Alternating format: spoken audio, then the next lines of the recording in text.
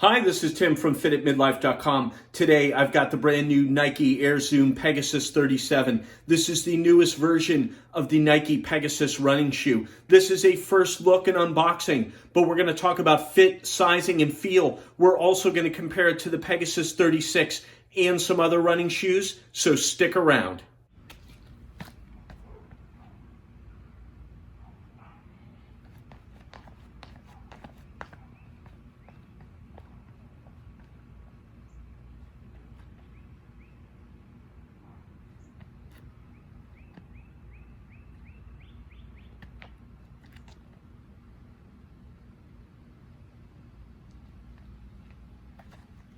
All right, let's take a look at the Nike Air Zoom Pegasus 37.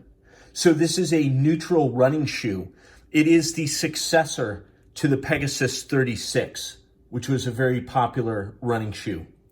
The biggest difference, they've included Nike's React foam in the midsole. But before we talk about that, let's talk about Air Zoom and what gives it that name. So Air Zoom is Nike's cushioning technology. It's been around for quite some time. And basically, it uses pressurized airbags. And these are literally bags of air that are pressurized. But they also have tightly stretched fibers.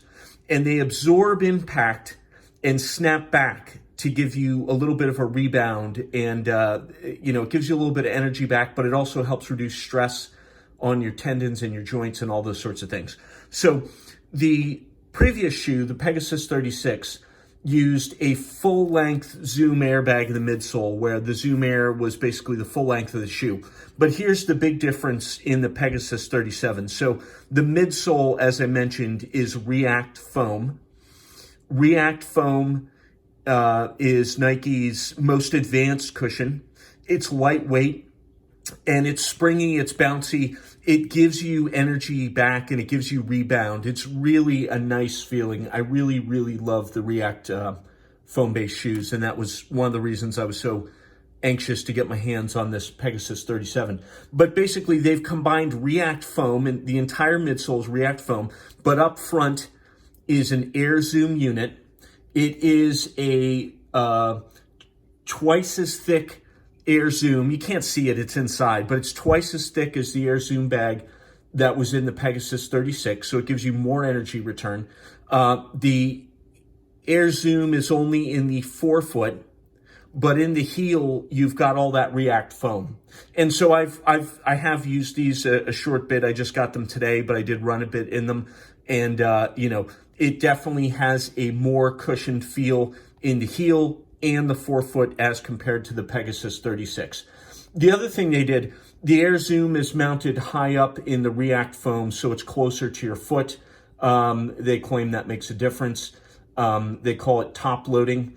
And the other big thing is the Air Zoom bag is actually tuned differently for men and women. So people always ask, men's versus women's, is there a difference from one shoe to the other? Is it just the colors and all that? Truly, in this shoe, there is a difference. So the airbag for women is pressurized to about 15 PSI, pounds per square inch, whereas for men, it's pressurized to 20 PSI. And that was based on their research regarding women preferring slightly less of a firm feeling in the cushion up front, which is why the PSI is less. So overall, Air Zoom, just like the last shoe, but it's not full length. It's only in the forefoot, but it's twice as thick. And then, of course, the midsole is made from Nike's excellent React foam, which I like very much. Let's look at the outsole, or more commonly called the sole. So this is, there's foam here. That's the white part. And there's durable rubber. They call this a waffle pattern because it does look like a waffle iron or something like that. It says on the back here, OGRS001. That usually means the 001s means this is very durable, firm rubber. And I can confirm it feels very firm. This will probably last a long time. The foam on the rim, or excuse me, the rubber on the rim, I can't, it's not labeled differently, so I can't tell. Usually when the color's different, that means it's actually a different level of durability and traction, but it's not labeled here, and it's hard to feel a difference between the two here. So, you know, it's got a outsole like you would expect on a running shoe, basically. The toe guard says established 1972, and the other one's got the Nike swoosh. So I thought that was interesting. I'm not sure what that's all about. My understanding was the Pegasus line has been around since the 80s, but maybe I'm mistaken. So overall, the outsole looks to be very durable, and they've kept it lightweight by not entirely coating it in rubber. Let's take a closer look at the upper, so the part that covers your foot. So they call it an engineered mesh. It is very pliable. It is very lightweight. It is some kind of multiple layers, so I can pull apart the inner layer from the outer layer. I will say, I do believe this is going to be breathable. When I had them outside, I could see sunlight shining through the mesh inside the shoe. That's usually a good sign. That means it's going to be a breathable upper. Quality-wise, comfort-wise, it feels very similar to the Pegasus 36. It is lightweight. It does seem breathable, and I like that. The other big change with this shoe in the upper is they're using now what they call a fit band instead of fly wire. So the fit band, you can see it comes up around the laces. But what that is, on the inside, you can see it kind of hugs the side of your foot like here and here. And as you tighten the laces, that tightens up around your foot to make for a more snug fit. I don't know if you can see that or not. The green material, that's the fit band. Beyond that, you know, regular laces, they're nice, they're flat, I like them. The tongue is thin, as it was in the Pegasus 36. The collar has that taper away from the Achilles, and it kind of comes up in a V, so it's lightweight and, you know, minimum bulk and that kind of thing. Heel cup, nice and firm. There's some sort of plastic type material on the inside there. Feels pretty firm. And I do believe this is a reflector on the heel. So for running at night and whatnot, you would expect that on a running shoe, of course. Okay, so how about sizing? These run true to size, in my opinion. It fits and feels very similar to the Pegasus 36. This is a men's size 11. Fits me perfectly. The width, the length, it's perfect. As I mentioned earlier, this is a neutral shoe. So if you're an overpronator or an underpronator, it might not be the right shoe for you, but it is neutral. It's also available in an extra wide. That is not what we're looking at here. This is a regular shoe. The extra wide is available in a limited set of colors and styles, but it would give you more width in the forefoot as far as I know. Unfortunately, I don't have one here to measure. I can tell you this men's size 11 at the widest part, it's about 4¼ inches wide, measured that with a tape measure. So maybe somebody could chime in if you know, if you have the extra wide in a men's size 11. I'd be curious to know the widest part. Just how wide is it? What is the difference between a regular and an extra wide? Okay, let's talk heel to toe drop. So heel to toe drop or offset or profile. That is the difference in height between your heel and your forefoot. And this is a 10 millimeter heel to toe drop shoe. Very common in running shoes. The theory being with the heel higher than the forefoot, than the toes, there's less stress on your Achilles and less stress overall, meaning better for endurance and things like that. So 10 millimeter heel to toe drop, just like the Pegasus 36. The difference here is the stack height is a bit more. So there's about 2 millimeters more of foam underneath. And so it's a slightly taller shoe. And, you know, that's probably because it's React foam, and the React shoes tend to just have more foam underfoot than the non-React shoes.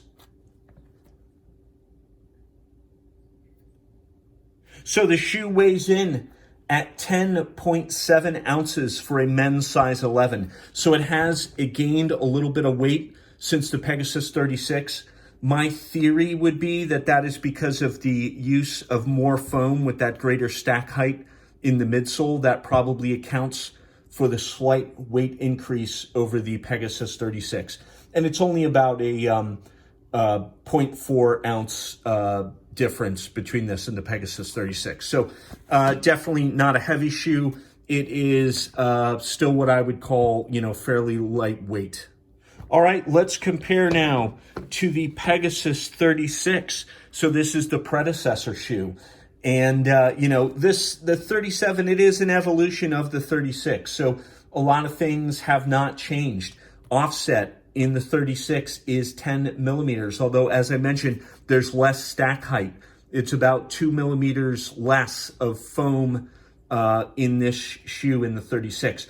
This does not use React foam, though. So this uses the older Cushlon ST foam, which is more like just a traditional, regular cushioning foam. The Pegasus 36 also used Flywire instead of a fit band. So that's what these threads, or Nike calls them cables, they're supposed to be stronger than steel for their weight. But the way these work is they run through the inside of the shoe. You can see there's the Flywire there. And so when you tighten the laces, it tightens up around your foot, gives you a better fit. Just like the fit band in the Pegasus 37. To be honest, it's hard to say, I put this on and I could feel the fit band differently or better than I feel the Flywire. To me, it's just sort of comforting knowing there's something in the midfoot area that kind of helps make for a nice, comfortable and secure fit. This is slightly lighter, 10.3 ounces for a men's size 11. And again, I believe it is because there's less foam underfoot in this Pegasus 36. That brings us to probably the most important question. You can see the overall look and shape of the two shoes is very similar, of course, because this, 37 is just the new version. So what's the difference in feel? Well, so, this is a first look, and I've really only run them once, and I've only worn them, I don't know, for maybe 2 hours total. But I would say you absolutely can feel more cushion in the heel thanks to the React foam, and you can definitely feel more cushion up front thanks to that double thickness Air Zoom bag. Again, recall from the earlier part of the video, this shoe uses a full-length Zoom airbag, but it is not as thick up in the forefoot. And this is regular foam. This is not React foam. So definitely more cushioning, softer feel in the Pegasus 37. Otherwise, it fits and feels a heck of a lot like the Pegasus 36, in my opinion. Let's compare to the React Infinity Run FlyKnit. This is a React foam shoe with a FlyKnit upper. I like FlyKnit. It is light, it's comfortable, it's stretchy. This in particular, this is a single layer of material, and I'm not sure if you can see my fingers through there, but FlyKnit, light and definitely breathable, and again, single layer, so it's very, very comfortable. Sock-like fit, you can see that stretches like a sock. This is the latest version of FlyKnit, so while it's real stretchy here, it's less so here, unlike the older FlyKnit, but this is supposed to be more durable, so we'll see. Tight-fitting shoe with a closed sock-like fit, so of course it's got a heel tab, so it's easier to take on and off. The other thing about this is it's crazy wide compared to the 37. So that's part of the appeal of the React Infinity Run FlyKnit, is just the width, the base of that, and really the shape of the outsole. So you can see it kind of almost looks like a rocking chair. So first of all, there's a ton of React foam throughout. It's really, really thick with React foam. But basically the idea is you've got lots of cushion up front, mid-stride, and heel. So through all three phases of the stride, there's just a ton of cushion underneath. And I will say I love these. I'm about 195 pounds. I run on asphalt. I need every bit of cushion I can get. really great shoes. Of course, they are expensive. They're about $160 compared to the Pegasus, which is significantly cheaper. This is slightly heavier, 11 ounces, again, compared to 10.7 ounces for the Pegasus 37, probably because of all that foam underneath. That is probably the primary reason. So how would you decide between the two? Well, you know, if you don't want a super cushioned run, you probably don't want this one, because this is very, very soft, very, very cushioned. The Pegasus 37, again, it's got React foam, but not to the same degree as the other shoes. So it is not as soft feeling based on my initial thoughts and input, and definitely not as soft in the forefoot where you have the Air Zoom bag. And, you know, with an Air Zoom bag in there, double thickness compared to last year, there's probably not a ton of React foam up front either. So you probably get less of a cushion feel in the Pegasus 37. And so far, I would say that's my gut feeling on it. So that's a comparison of those two shoes. Let's compare to the Under Armour Velocity 2. This is a neutral running shoe, but it uses UA's hover foam, which is eerily similar to React foam in its feeling, in that Under Armour calls this zero gravity feel. You know, it's bouncy, it's springy, just like React. I mean, clearly the two foams, there, you know, that's, I don't know who invented it first. One or the other was the competitive response to the other's foam, but hover foam. So that's why I wanted to compare these two as well. I mean, this one's in the same general class as the Pegasus 37, 10.8 ounces here for this shoe, so it weighs about the same. Again, it's got the hover foam, but it's also got what UA calls this energy web and their micro G midsole. And those things together make for a pretty cushioned run in these shoes. I would have to say, though, while it feels decently cushioned in the heel, I don't feel as much in the forefoot of this Velocity 2. And that's, you know, there's nothing like the Air Zoom bag in this. It's just foam. It feels less cushioned in the forefoot to me. But this UA, this isn't a bad shoe. I haven't really put a ton of time and miles on these because I just got them and I'm trying to form some opinions about it. But I just wanted to compare the two because they seem generally similar.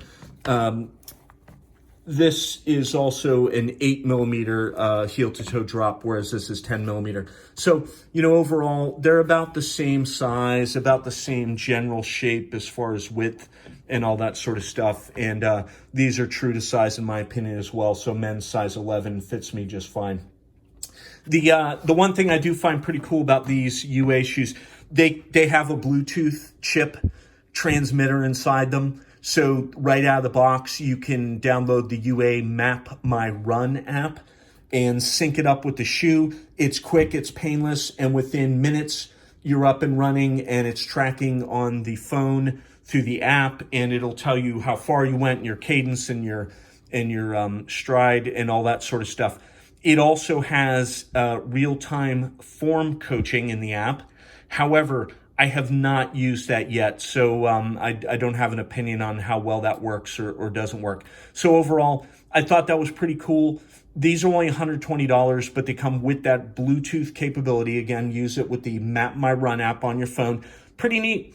And, you know, it's one of those things. If you're having trouble getting in the swing of running regularly, something like that, one of those apps may help kind of give you the motivation or help you stay motivated, or just seeing the numbers and seeing the improvements as you go. You're getting better, faster, running longer, and all that kind of stuff. It's a cool idea. Now, Nike's got something similar. It doesn't come built into the shoes. I don't know that much about it, but, you know, I thought that was pretty cool. Okay, so that is our look at the Nike Air Zoom Pegasus 37, the newest version of the Pegasus running shoe. The big changes: React foam in the midsole, but also a double thickness Air Zoom bag up front.